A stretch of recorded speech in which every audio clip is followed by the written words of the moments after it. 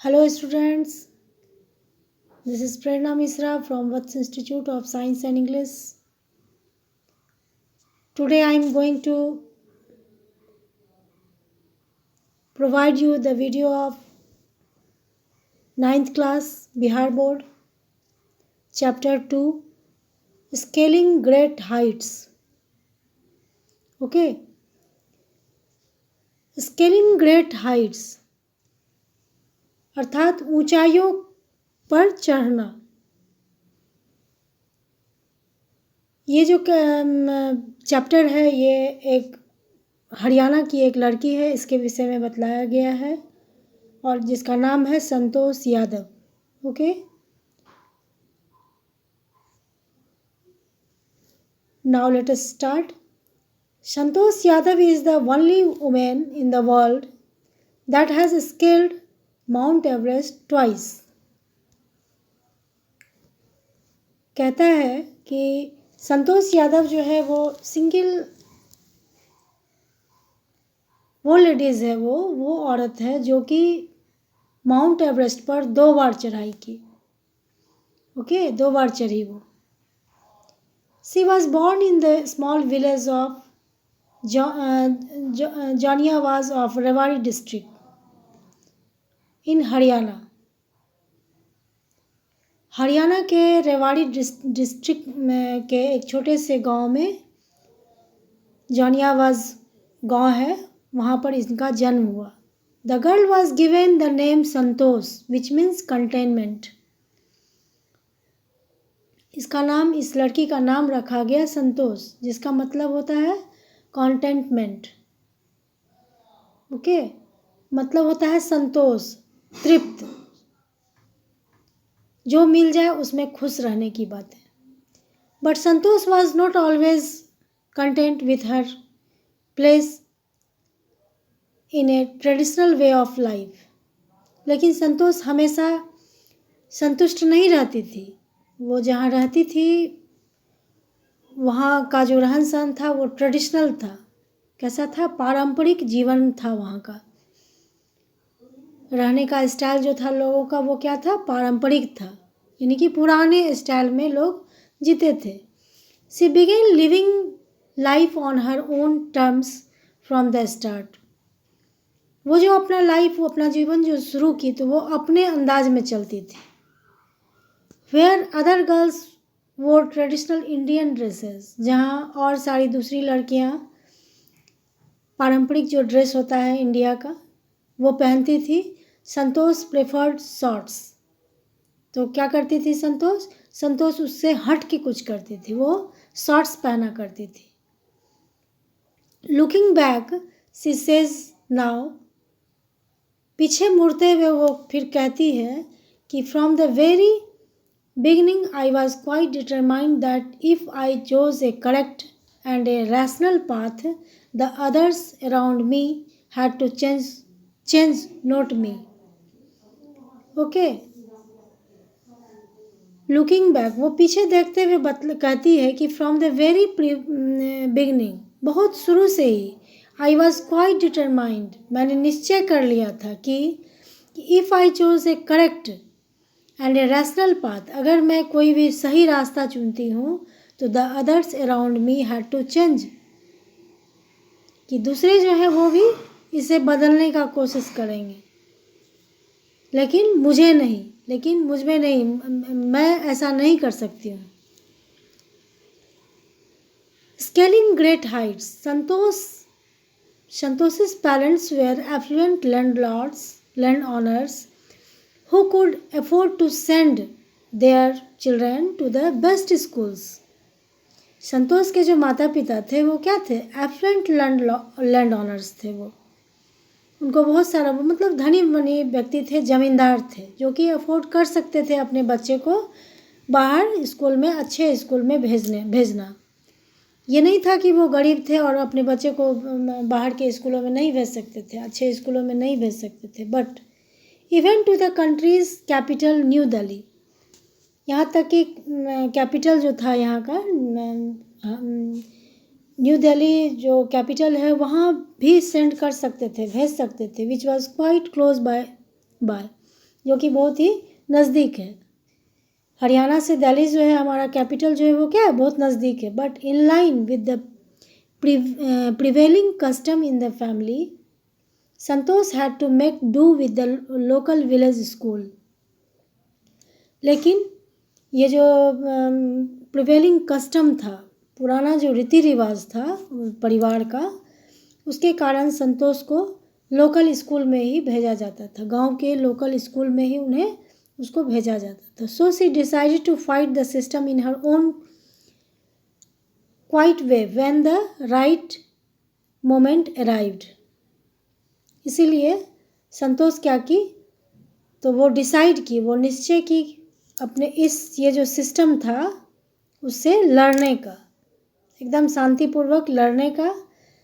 वो ये सोची कि जब समय आएगा तो इसके अगेंस्ट में वो ज़रूर बोलेगी। And the right moment came when she turn 16। और तब सही समय कब आया, जब वो 16 वर्ष की हुई। At 16 most of the girls in her village used to get married.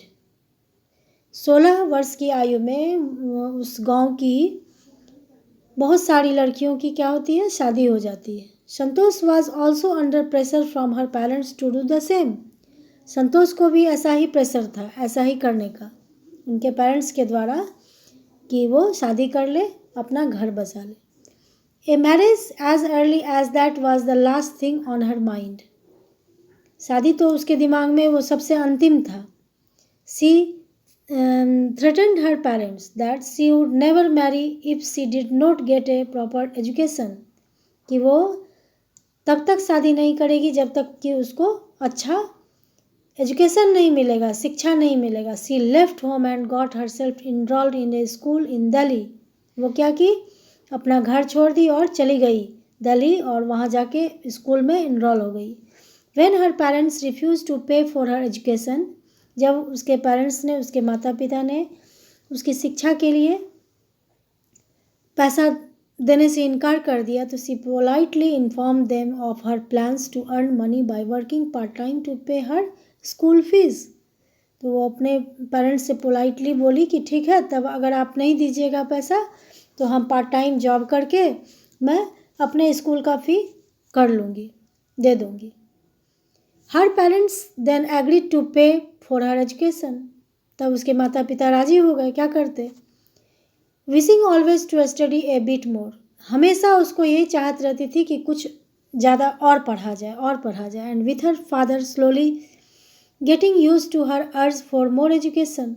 धीरे धीरे अपने पिता को भी अपने शिक्षा के प्रति वो मोड़ने लगी। Santosh pass the high school examination and went to Jaipur. Santosh high school exam को पास की और जयपुर चली गई। She joined Maharani college and got a room in Kasturba hostel. Santosh क्या की, तो महारानी कॉलेज चली गई और वहाँ एक रूम ली। कस्तूरबा हॉस्टल में उसे एक रूम लिया, उसने लिया। Santosh remembers Kasturba hostel face the Aravalli hills. Kasturba hostel जो था उसके जस्ट सामने में अरावली हिल्स था। I use to watch villagers from my room. कहती है संतोष कि मैं जब कस्तूरबा हॉस्टल में थी तो वहाँ वो हॉस्टल अरावली हिल्स से सटा हुआ था। I use to watch villagers from my room. मैं विलेजर्स को अपने ही रूम से देखती थी, देखा करती थी। Going up the hill and suddenly vanishing after a while. क्या देखती थी, तो वो उसको हिल पर चढ़ते हुए देखती थी और तुरंत देखती थी कि वो वैनिश हो जाता था, गायब हो जाता था।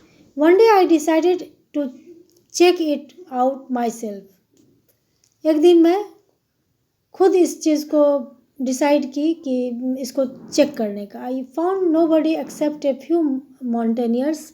आई asked if I could join them. कि मैं उसने क्या देखा, मैंने बोल रही है संतोष यादव कि मैंने देखा कि nobody except a few mountaineers, कि उसमें से मतलब कम ही पहाड़ी चढ़ने वाला माउंटेनियर्स था। आई आस्क्ड, मैंने पूछा कि if I could join them, क्या मैं इसमें ज्वाइन कर सकता हूँ, कर सकती हूँ। तो to my pleasant surprise they answered in the affirmative and motivated me to take to climbing. मेरी खुशी के लिए टू माई प्लीजेंट सरप्राइज मुझे आश्चर्य लगा, आश्चर्य करने के लिए वो लोग क्या किए, जवाब दिए। दे आंसर्ड, वे जवाब दिए। इन द एफर्मेटिव मतलब पॉजिटिव रूप में वो जवाब दिए और उसको मोटिवेट किए चढ़ाई चढ़ने के लिए। टू टेक टू क्लिम्बिंग, चढ़ाई चढ़ने के लिए उसे मोटिवेट किए।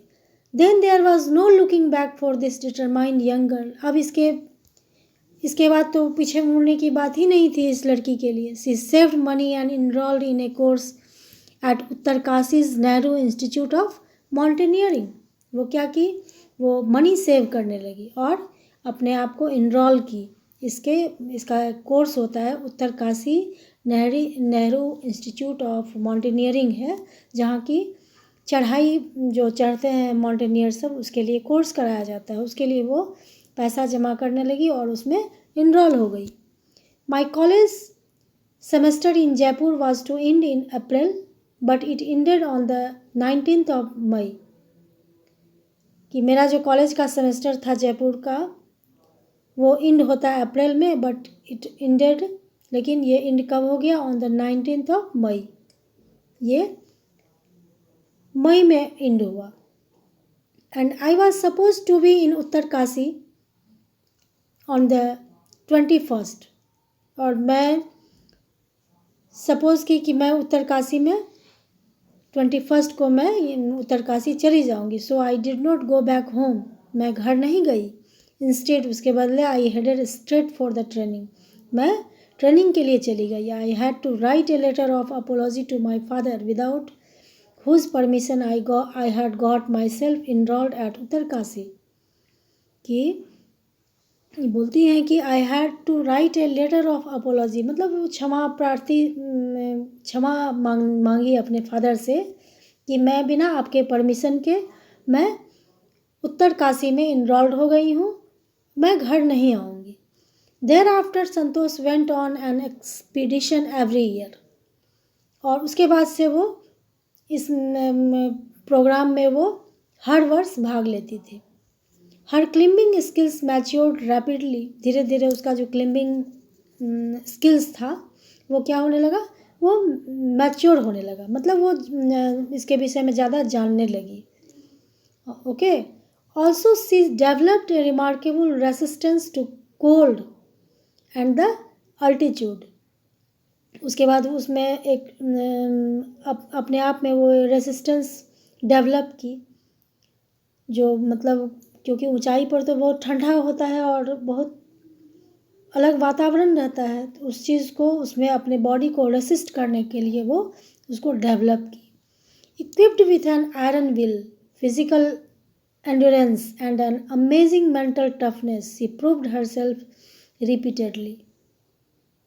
उसकी जो दृढ़ इच्छा शक्ति थी, शारीरिक जो एंड्योरेंस था and an amazing mental toughness, physically जो वो मेहनत की, और उसके अंदर जो ये अमेजिंग उसका जो दिमाग था वो क्या था, आश्चर्यजनक था। सी प्रूव्ड हर सेल्फ रिपीटेडली, वो फिर से उस चीज़ को प्रूव की। The culmination of her hard work and sincerity came in 1992, just 4 years after she had shyly asked the Aravalli mountaineers if she could join them। क्या होता है, तो इसका जो इसके हार्ड वर्क, ये जो इतना मेहनत की, वो जो 4 साल वो मेहनत की, उसके हार्ड वर्क का परिणाम कब आया, तो 1992 में, 1992 में, just 4 years after she had Saili asked, just 4 वर्ष के बाद वो अरावली माउंटेनियर्स से पूछी कि if she could join them, क्या मैं आप लोगों को ज्वाइन कर सकती हूँ। At barely 20 years of age, कितना एज था उसका, तो सिर्फ 20 साल की थी वो। Santosh Yadav scaled Mount Everest, becoming the youngest women in the world to achieve the fit.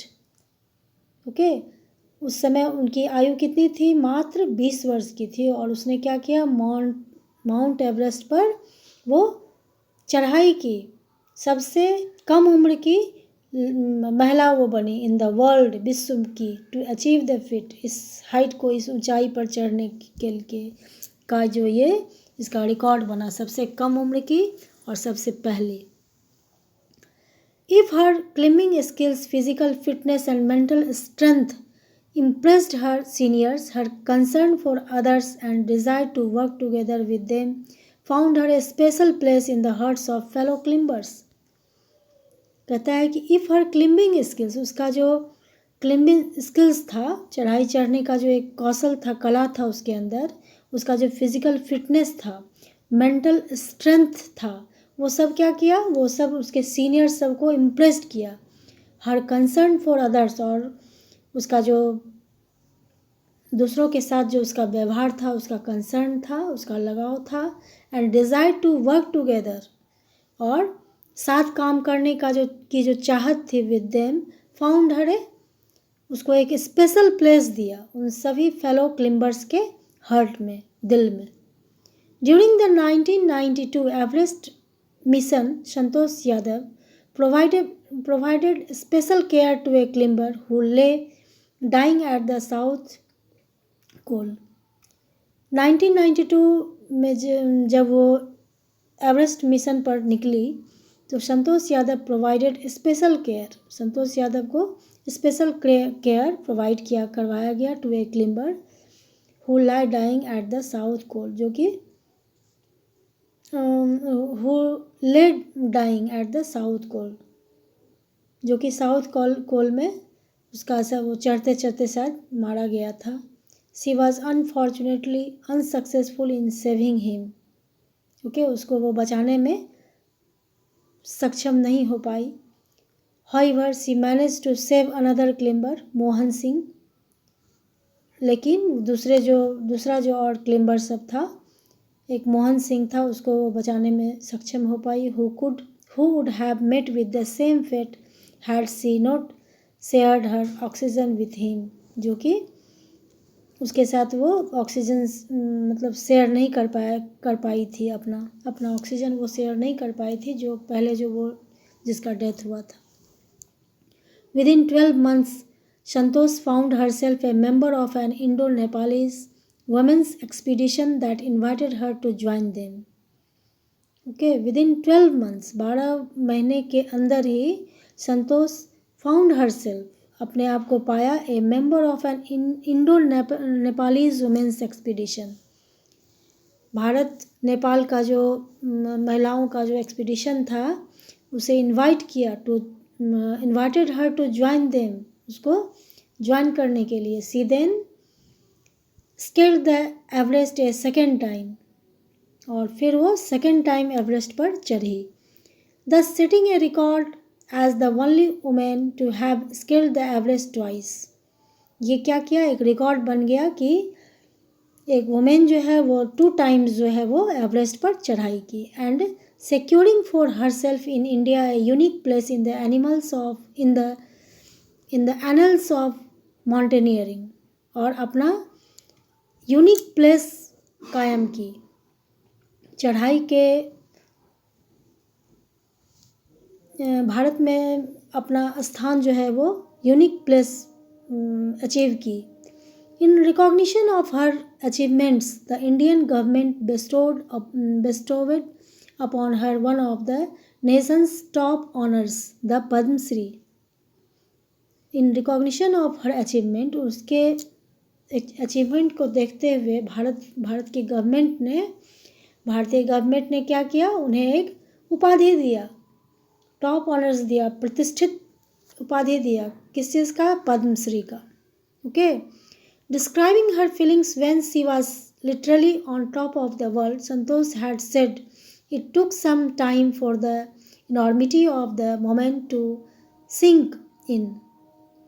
कहता है अपने फीलिंग्स को वो डिस्क्राइब करते हुए बोलती है कि जब she was literally on the top of the world, कि जब वो विश्व के सबसे ऊंचाई पर थी, संतोष हैड सेड, उसने कहा कि it took some time for the enormity of the moment to sink इन।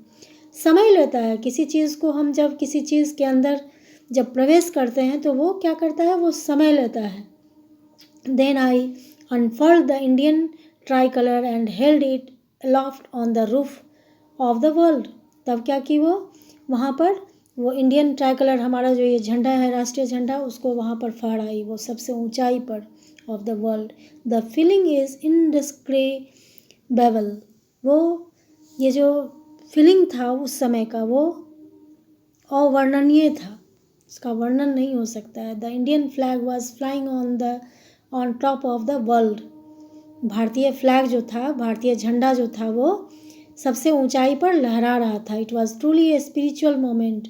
सच में वो बहुत आध्यात्मिक क्षण था. I felt proud as an Indian, कि मैं बहुत प्राउड फील करती हूँ, इंडियन होने से मैं बहुत गौरवान्वित महसूस कर रही हूँ. Also a fervent environmentalist Santosh collected and brought down 500 kilograms of garbage from the Himalayas. और वो क्या की, तो एक फर्वेंट इन्वायरमेंटलिस्ट होने के नाते वो क्या की, तो संतोष जितना भी माउंट एवरेस्ट पर लगभग 500 किलोग्राम गार्बेज जो है वो कलेक्ट की हिमालय से. ओके, और अपना ये इतिहास को वो रची. इस चैप्टर को मैं आपको बहुत ही अच्छा से सरल भाषा में पढ़ाई हूँ और एक एक चीज़ को हिंदी में बतलाई हूँ.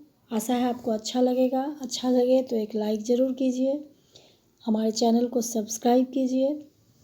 Okay students, thank you.